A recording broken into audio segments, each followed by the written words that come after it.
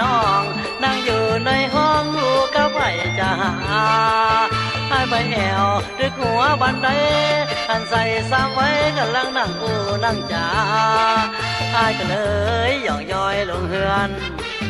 ให้ก็เลยหย่องย้อยลงเฮือนนั่งอูกับเพื่อนบ่ได้กำแล้วกับเจ้าที่ไอ้มาเพราะใจไอ้ดีใจไอ้บ่ดีจ้างไอ้ก็บ่มาอายไข่เกียรตินำไปตั้งอกตั้งใจไปแอวหากานดาน้องก็นัดให้อายจะนั่งปั่นไฟคอยอายมาหากินข้าวแรงตันบ่เป็นตันกินข้าวแรงตันบ่เป็นตันนัดไว้แต่วันยังบ่หันอ้ายมาเจ้าพี่ไอ้มาเพราะใจไอ้ดีใจไอ้ก็ดีจ้างไอ้ก็บ่มาจะหลอกไอ้ไปถึงไหนจะหักกับไผไอ้ก็บ่ใจว่าความหักมันบ่มีหยังขีดคันแต่ตัวน้องนั้นจู้ไอ้กำกาเลิกแล้วแม่ยิงหลายใจเลิกแล้วแม่ยิงหลายใจถ้าบ่สนใจก็บ่ต้องมากับเจ้าที่ไอ้มาเพราะใจไอ้ดีใจไอ้บ่ดีจ้างไอ้ก็บ่มา2-3 วันผ่านไป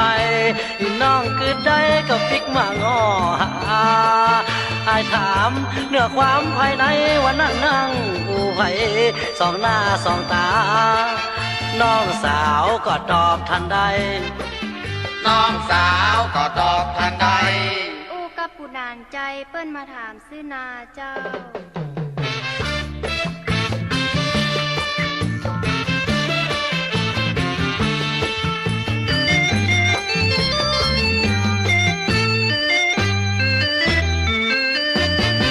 ที่ไอ้มาเพราะใจไอ้ดีใจไอ้บ่ดีจ้างไอ้ก็บ่มาจะหลอกไอ้ไปถึงไหนจะหักกับไผไอ้ก็บ่ใจว่าความหักมันบ่มีหยังขีดคันแต่ตัวน้องนั่งจู้ไอ้กำกาเลิกแล้วแม่ยิงหลายใจเลิกแล้วแม่ยิงหลายใจถ้าบ่สนใจก็บ่ต้องมากับเจ้าที่ไอ้มาเพราะใจไอ้ดีใจไอ้บ่ดีจ้างไอ้ก็บ่มาได้2-3 วันผ่านไปน้องคือได้ก็พลิกมางอหาอายถามเนื้อความภายในวันนั้นนั่งอูไผสองหน้าสองตาน้องสาวก็ตอบทันใดน้องสาวก็ตอบทันใดอูกับผู้นานใจเปิ้นมาถามซื้อนาเจ้าที่ไอ้มาเพราะใจไอ้ดีใจไอ้บ่ดีจ้างไอ้ก็บ่มาที่ไอ้มา